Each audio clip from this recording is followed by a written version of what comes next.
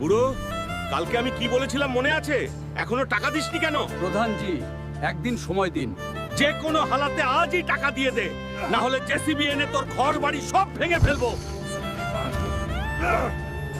আরে শালা, আমার বাপকে ধাক্কা মারলি। এত রাগ দেখাস না, ঘরে চল আগে।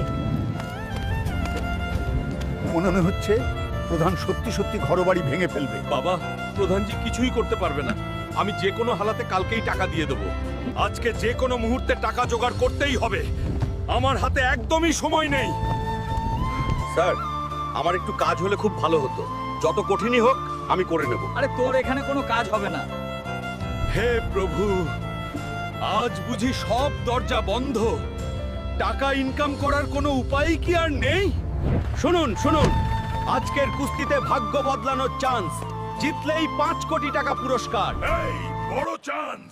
এই পলোয়ানকে হারাতে আজ আমি মাঠে নামছি। গ্রামের মানুষ সাক্ষী থাকবে। এই লড়াই শুধু শক্তির না, সম্মান। আজকের এই বড় লড়াইয়ে গরিব হাল্ক বনাম মোটা পলোয়ান মাঠে নামছে দুজনই, কিন্তু জয়ী হবে একজনই।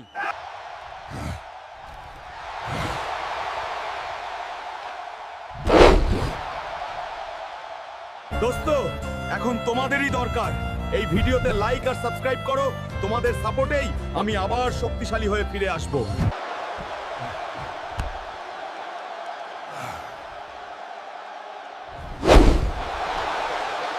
শোনো শোনো, এই ঐতিহাসিক প্রতিযোগিতায় গরিব হাল্ক সবাইকে হারিয়ে জয় করেছে আর পেয়েছে 5 কোটি টাকা। প্রধান, এই নে তোর 5 কোটি টাকা। হাল্ক বেটা, আমাকে ক্ষমা করে দাও তোমার বাপের সঙ্গে খারাপ আচরণ করার জন্য।